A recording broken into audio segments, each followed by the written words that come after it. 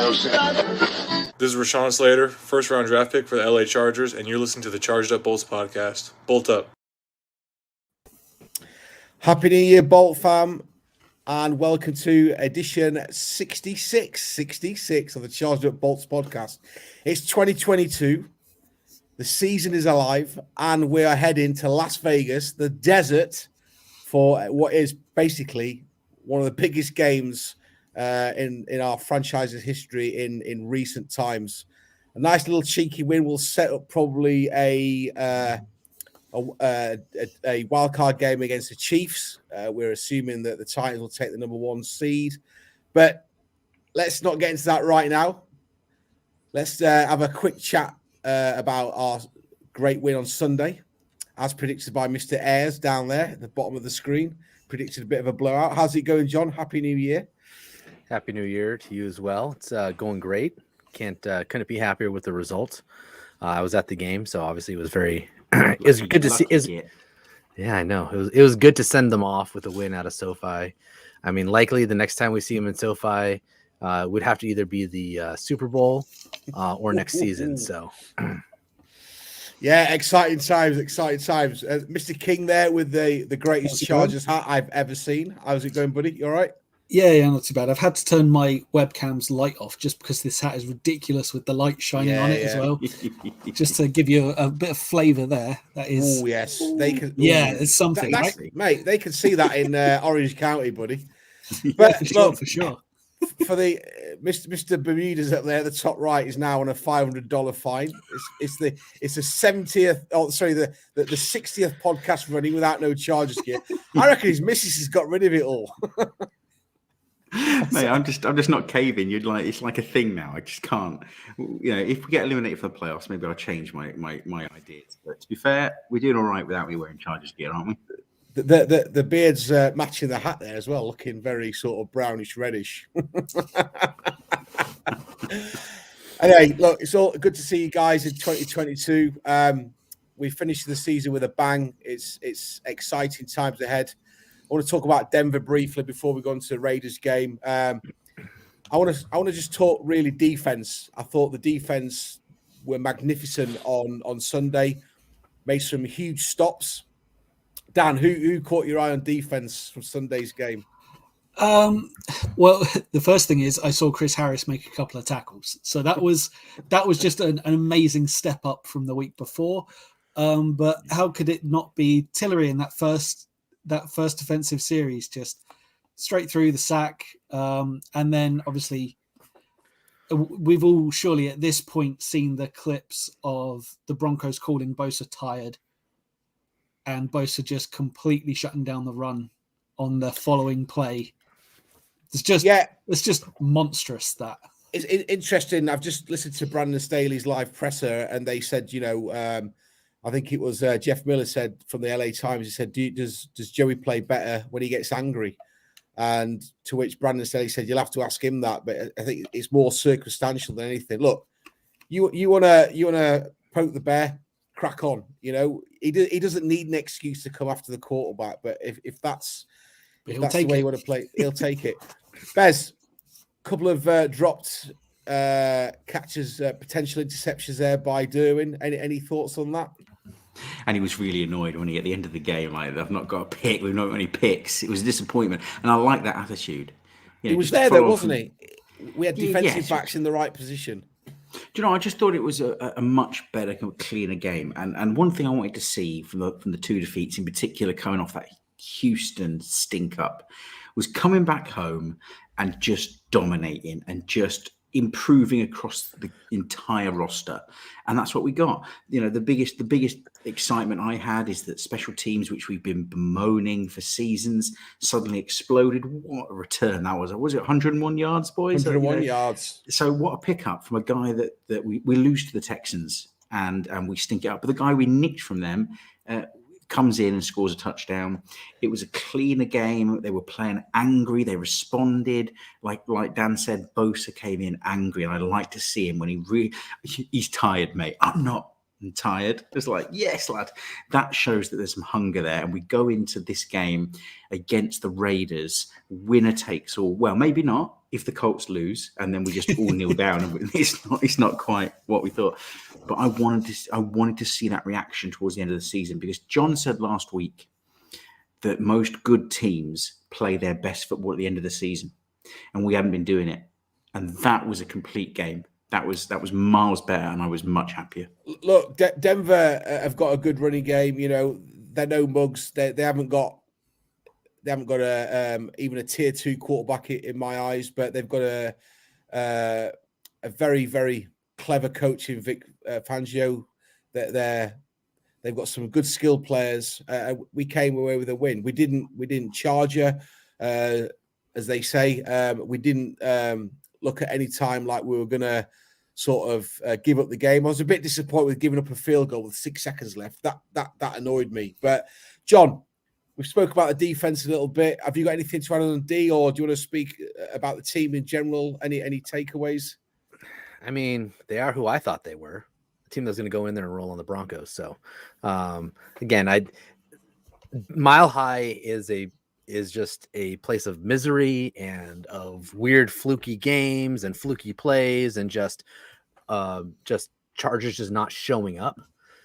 So, you know, I was positive. I was feeling pretty positive going into the game this year at Mile High, but I always had that, you know, that trepidation, that worry. And I said it throughout the whole week. I'm worried about this game. This is a game that they should win, but like weird things happen in Mile High, and it's what happened. So then they bring it back to SoFi to run it back, and I'm like, there's no way. All right, this team is after a tough loss. I knew they were going to rally. I knew that they were going to use the Broncos as a punching bag, and they did. So I'm glad to see that. The defense looked really good. The offense struggled early on, and then they got going. I mean, they did, but honestly, the defense and the special teams were the story of the game, not really the offense.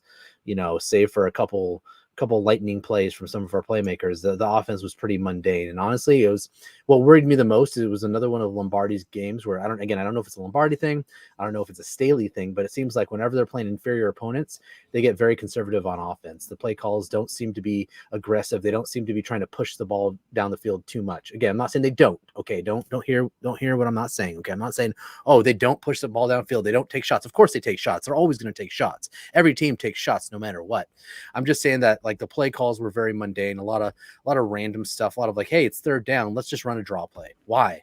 Because it's a safe play, right? So, you know, I don't love how conservative they get. I'd love to just see them play, you know, excited. I'd love to see them play just kind of like every game is a game to lose, and that they have to just play with every punch they have. I wish they would do that every game, because I feel like they would have a much better record if they did. I don't think they lose to the Vikings. They definitely don't lose to the Texans.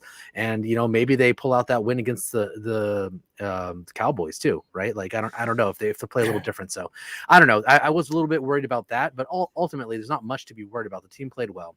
You know, you can look at the efficiency stats. Obviously the offense is not bad, right? We're not talking about a bad offense, right, of any kind, okay? Just because I didn't like the way they played doesn't mean that they played poorly. They played really well. They did a good job. I just think that those are the types of tendencies that you can see getting a little scary. The good news is we're likely going to be the number 7 seed if we make the playoffs.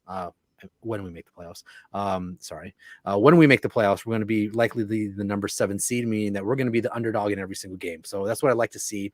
I like this team when they're playing as the underdog. I like them playing with a chip on their shoulders. So I'd much rather have that than have them going into a game as the favorite. So you know, that's how I feel about the team right now. Yeah, I mean, I'd just like to sort of finish off with the fact that the NFL is we talk about the draft being a lottery, and Bez has already mentioned there about Andre Roberts.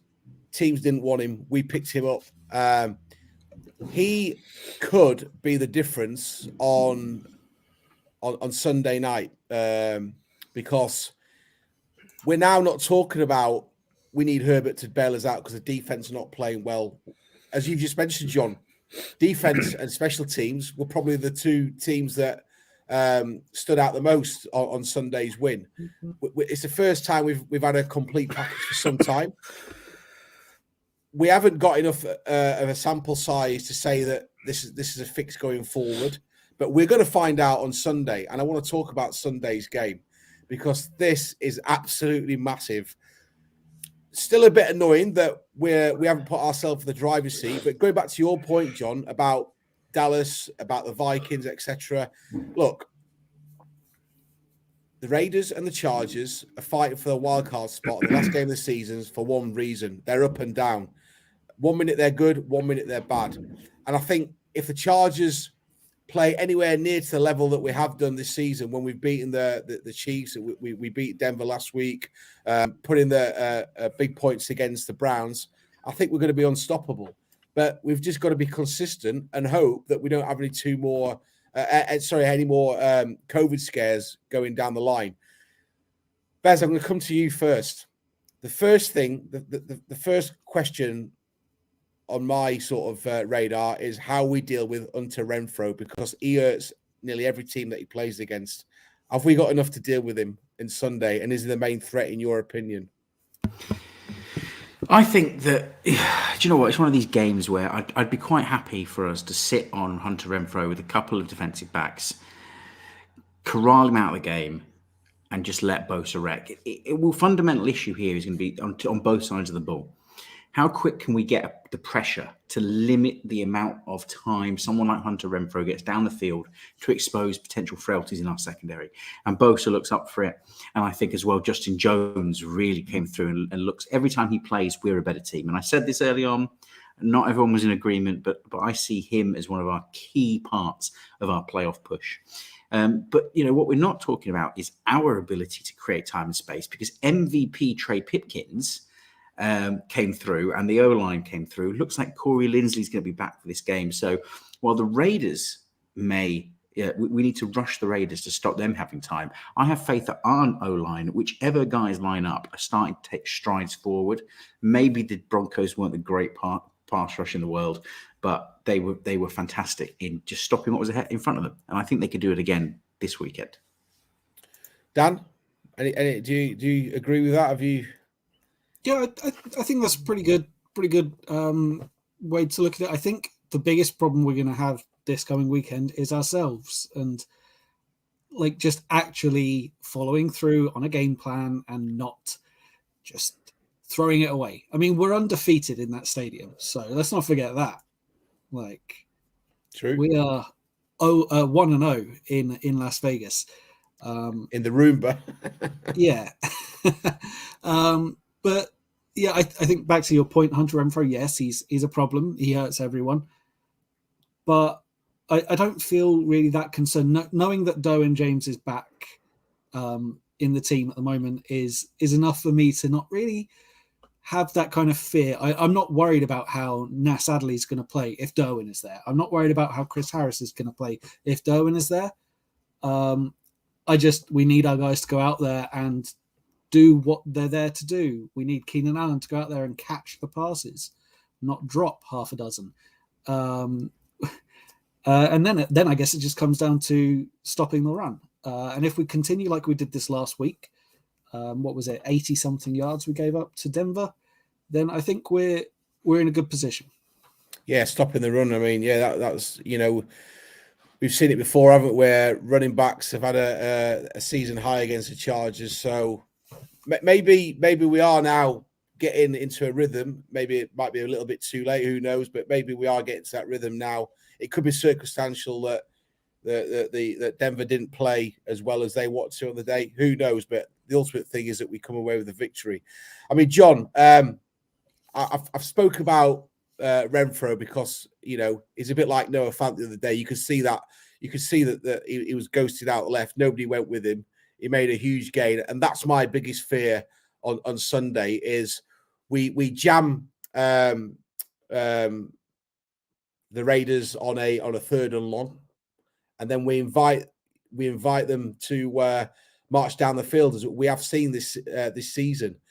Have we got enough in our locker this week to prevent that from happening?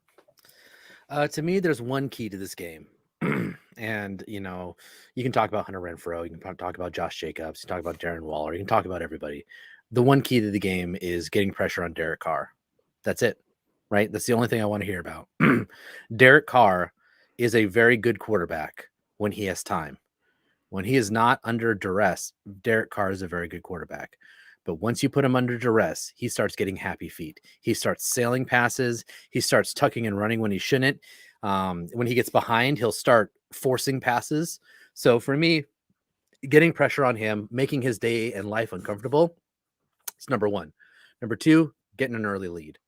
I think that the Raiders are not a team built to come from behind. I don't think they're designed to overcome deficits. I think they're designed to hopefully get a lead and hold it, and keep scoring to hold on to the lead, but not to actually go and take over a lead.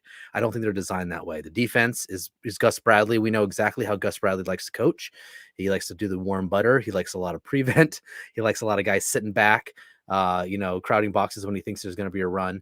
And he likes to just kind of play it easy and not give up the big play, right? That's Gus Bradley in a nutshell. That's that warm butter defense. So that defense is great when you've got a lead, because when you've got a lead and you're protecting the lead, you're forcing the other team to waste a lot of clock. Now, on the flip side of that, if you're trying to come back and your defense can't get off the field because they keep giving up all these dink and dunk first downs, and they keep giving up that ultimately draining clock and ultimately leading to points, that makes it really hard. So I do not think the Raiders are set up to come back from a deficit. So I think if they can get ahead early, right? I know everyone always, we always talk about, hey, it's good to receive in the second half and have that opportunity. I don't care. I want to receive right away. I want to put pressure on the Raiders right away. I want to score right away. I want to force some sort of a turnover or a 3-and-out right away and then get more points. I mean, if they do that, they did this last time they played at SoFi and they get up double digits real quick, I can see this Raider team collapsing, right? I can see them collapsing on themselves. I can see them I can see them digging themselves a hole they can't get out of, right? And I think that's what I think the two keys are: getting an early lead and making Derek Carr uncomfortable. Because by doing those two things, you eliminate the passing game and you eliminate their ability to lean on the run, because hey, they're playing from behind. They got to make up some points here. So I think those are the two keys for me if they're going to come into Las Vegas and take a win. Do you know what? I'll just add to that as well, because it's a great point, is that first things first, if you get ahead, like John says, and they're going to have to put the ball in the air, and guess who's going to be wanting it?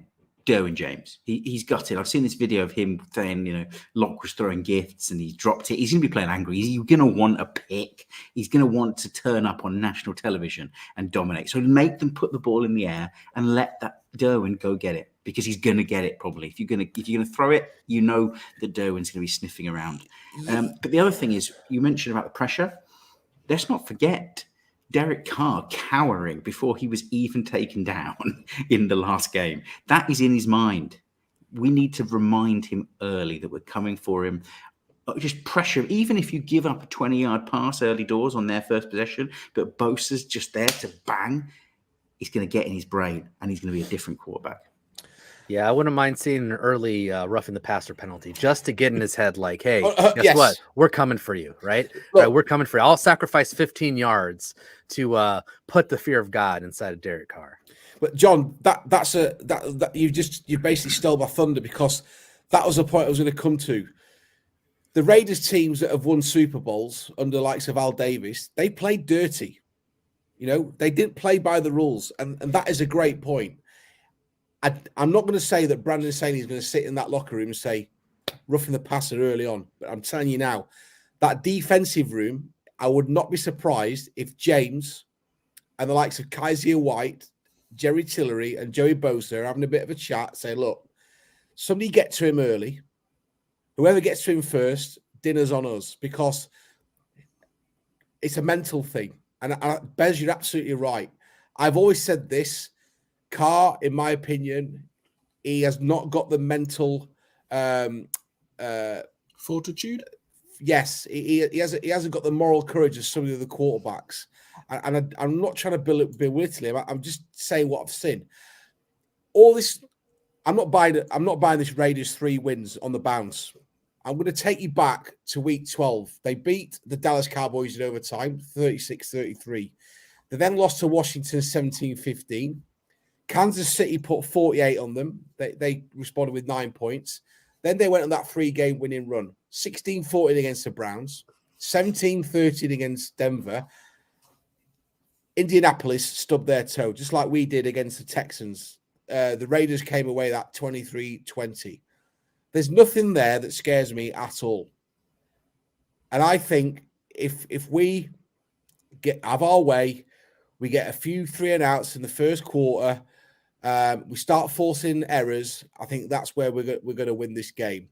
But on that same token, it's trying to encompass what everyone said. Dan made the point about making sure we don't shoot ourselves in the foot, because I'm not saying that we're going to fall into the trap of what we've done in the previous 2 or 3 seasons, but I do not want to see us having a commanding lead and then letting the Raiders start creeping in, because then we'll start getting nervous. I think we just have to go for it. I just hope and pray that the Zebras don't start doing anything stupid. Bez made a point there about those airing the ball and us looking for an interception. Asante Samuel got flagged for a DPI on Sunday. Absolute horse manure. Fortunately, it was a foul on both players, and that got wiped out. But it's little things like that that could upset the game. But we need to do our job and do it well. Talk about the offensive line. Trey Pipkins, we've all given him some criticism on this podcast because he hasn't played well. Sunday, 0 pressures. John, can he continue that form if he gets selected on Sunday night? I don't know. The Raiders have a pretty good set of pass rushers that I think can really cause havoc, and I think they do a good job getting pressure even without blitzing, because we know how little the Raiders want to blitz. So, we're going to have to watch out for that. But honestly, I from what I've seen the last 2 games, and I haven't really had a chance to really sit down and look at the tape specifically for Pipkins. I've rewatched some of the games. I've watched a little bit of the all 22, but I haven't really had a chance to sit there and isolate Pipkins play. But from what I can gather, he looks more confident and he seems to have a better handle of the game. I don't know if it's just something's clicked and it's slowed down for him. I know Staley, when he was asked, he credited the not only the coaches, but he credited the veterans in the locker room, in that lineman room, saying, hey, you know what? These veterans are showing him tricks. They're helping him set him up. Because, I mean, it was never a question whether there were athletic traits about Pipkins that meant he could be a good offensive tackle in the NFL. There was always traits. He was a very traitsy guy. He had good measurables. Everyone thought, okay, this guy could be it. I mean, was it? He's got left tackle feet. Is that what Telesco would say about him? He's got left tackle feet. That's great. The technique was not there, and the mental ability to process, pick the right assignment, choose the right defensive technique, defensive hands technique and foot placement technique. It just wasn't there. And for some reason, again, whether it's coaching, whether it's the veteran presence locker room or everything, it seems to have clicked for him. It's only 2 games. It's a small sample size, but it is actually really, really encouraging. Do I think he's going to be our right tackle, a starter of the future to play opposite of Rashawn Slater? I do not think so. I still don't. I mean, he still has a long way to go to be that dependable. But do I think now we might have found that swing tackle, first man up when we do have an injury? I think we might have. I think there is promise enough there to think. I think he could be there. That was, I think, is always going to be his role. I never saw him developing into a full-time starter, but being that dependable next man up tackle either on the right or the left side, that's such a huge asset to have as depth. And if he really is turning into that, that would be a massive, massive development for this team. So I'm positive that that there is more for him to grow.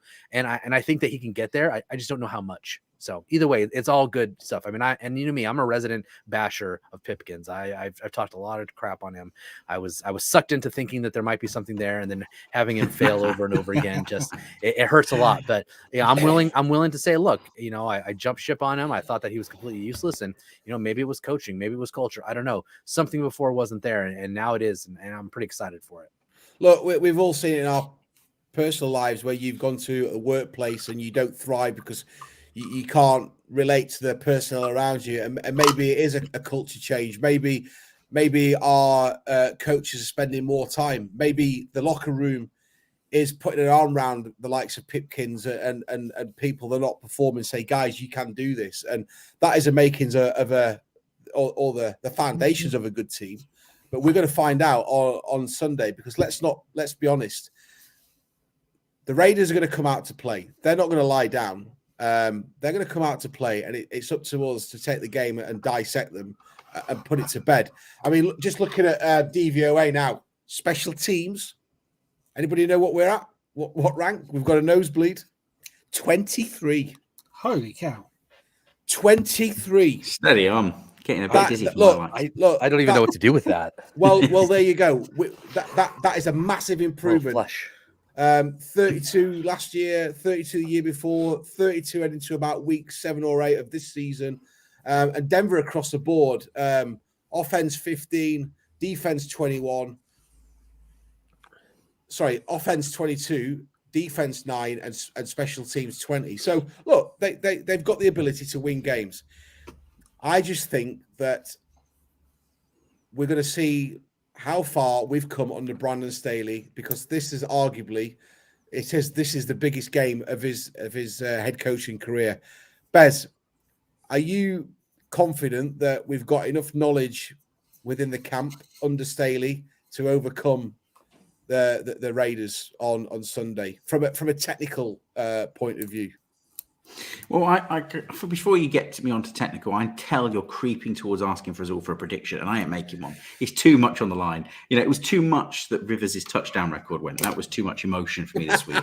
To go and make a prediction about what we're going to do in the last game, I'm not doing it. I'm just going to sit, enjoy, see what happens on the day. We know the keys to the game. We know the offensive line is playing some of its best football. We know that the D-line with Justin Jones and Bosa healthy is playing some of its best football, certainly compared to early on in the season. And we know that the secondary with Derwin James can hunt. We just need to make sure we're healthy. Even Mike Williams is going out and just capturing the ball mid-flight, stretching out for over 1,000 yards this season, leaving his COVID worries behind him. I'm just looking forward to enjoying it, seeing if I can keep myself awake to watch the thing. The biggest game since I've been a Chargers fan. I'm just going to enjoy it for what it is. That's a politician's answer.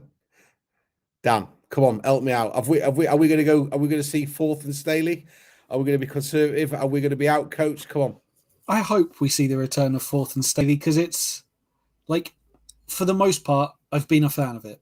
It was that one game where it seemingly scared him after it, where we kind of didn't show up on fourth down, and they were questionable decisions to go for it in those situations. But I think we need to see the return of fourth and Staley. As John said, we need to be aggressive, go out there, build up a lead, and I think we're capable of it. I think we've got the best unit in that game. I think that overall we're a better team, and we have a head coach. So, I mean, that's a good start when you're comparing the coaching.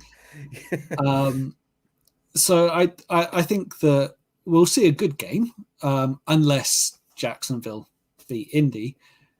Yeah, in which case we might see that 3 hours of kneeling. But yeah, I'd say I've booked Monday off work, so I'm staying up to watch. It's going to be a rough Monday for us on this side of the pond. Yeah. John, come on. I can see you've got a lot to say. Come on. I got nothing. Are you as confident as you were against Denver? I mean, if I'm being perfectly honest, I think we bash those Raider Nation into submission. I've got some advice for anybody in the Raiders who are thinking about looking ahead and going, hey, who might we play in the first round? Should I book tickets to Kansas City, Missouri to see that first playoff game versus potentially the Chiefs? Here's what I'm going to say. Go ahead, and we're about to Djokovic you. We're about to keep you stuck in Vegas. You're not going anywhere, baby. That's right. That's a timely Djokovic reference. He's stuck in Melbourne Airport. Anyways, I don't think they lose to the Raiders. I don't think the Raiders are a good team. I think they play well in spurts, but I think the Chargers are more motivated than they could possibly be motivated. I honestly think that the best thing possible for them was that loss to the Texans. And I know it sucks, right? Because I know had they beat the Texans, and if somehow the Broncos were to pull out a win over Kansas City, technically there would still be a chance at the division, actually. That was still in the, but you know what? It was a far-fetched chance. For me, the loss to the Texans, I'm hoping scared this team into the reality that they have to play every game. They can't not show up. They can't just cruise through it. They have to play like every game's the last game of the season. Guess what? It is the last game of the season. Justin Herbert in prime time is prime Justin Herbert. Okay. The Chargers in prime time, they have shown ever since they got Justin Herbert. So I have full confidence they can go into Las Vegas and that they can pull out a victory. There's no doubt in my mind that they're going to beat them. And I am already looking ahead to how I can get to Kansas City for playoff game number 1, where he beats Patrick Mahomes in Kansas City for a second time in the season. Juice. I'm waiting for it. Before we go into predictions, Brian Ricks, friend of the show, he's fired up. Thank you, Brian. I'm going to take you all back to December 28th, 2008. Chargers was 7-8. They needed to beat Denver to get into a wild card spot. LaDainian Tomlinson scored 3 touchdowns. Phillip Rivers went 15 of 20, 2 touchdowns. Chargers dropped a 50-burger on Denver. I'm not saying we're going to drop 50 on the Raiders, maybe 45. But I wrote in the latest article on Chargers at Bolts, the Raiders have got home advantage. They've got the spirit of John Madden. What they don't have is Justin Herbert, and he's going to be the difference maker on Sunday. With all the pieces on the field, Herbert is going to be the one that's going to make things happen. And I don't think we're going to see 4th and Staley. I don't think we're going to need it, quite frankly. But I'm not saying we're going to drop a 50 on the Raiders, but I think we're going to come out firing like a racing car, like a V8 monster. That's what I feel. So prediction time. I'm going to go to Dan first. 27-13. Chargers. I'll take that. Come on, Bez. I'm not doing it. I'm not. Got to. I Stop can't do it. being weak. This is a man that makes more bold predictions than All right, bold any prediction. Bold prediction. And it's an exciting second choice to go into the playoffs. We lose, but we get to start talking about the draft on this podcast. How about that? No, just don't. Weak, my friend. When it come down to it, he couldn't eat his hat. John? I think I think the score might be closer than we think. I think I'm thinking like 17-3 at halftime, because they're going to end up winning 34-10. I think. Fair. 34-10. That's not bad. To be fair, I've got the Raiders scoring at least 14 points, but I think the Chargers are going to win it 28-14. And I think we're going to see the Raiders scoring in garbage time in the 4th quarter, quite frankly, which means we can hook Herbert with 3 or 4 minutes to go, put anybody he wants in at quarterback, and then rest up and get ready for Kansas City, boys. Look, this time next week, we're either going to be talking about wild card or the draft. And I'm super confident that we can beat the Raiders on prime time and show all the doubters what we're capable of. Has anybody got any final points? Apart from Brian giving you stick bears because you didn't pick. I deserve it, but I'm just not doing it. Do you know what? A little bit of a tidbit. Every time we all predict a win, the Chargers lose. So just feel grateful that I've not predicted the Chargers win today. Well, to be honest, I've got lots Galaxy of brain stuff right there. Galaxy brain. Any final points, guys? Are we nervous? Not really. No, just enjoying it. I'm That's what enjoying it's all about it. I'm enjoying primetime. I'm enjoying all the attention. You know, they like to bury the Chargers when they can, and they can't bury them. This is the most exciting game of the entire weekend. No game has more high stakes than this. It is a play-in game. And I love this narrative about, oh, what if they tie and kneel it? Nobody's doing that. 37-21. You're letting them have 21 points, Brian? I'm just Brian's letting them have 21. 21. Look, That's disgusting. Anyways, but I just think I'm just excited to have the whole world going to be able to watch Justin Herbert in prime time secure a win for his team into the playoffs. I cannot wait for that. It's going to be bittersweet, and I hope Dan Orlovsky chokes on all the touchdowns that Herbert scores. Listen, guys, enjoy the game. We'll be back next week for the second show of 2022, and let's hope we're recapping a great victory and previewing some January football. Bolt up. Bolt up. Bolt up. Bolt up.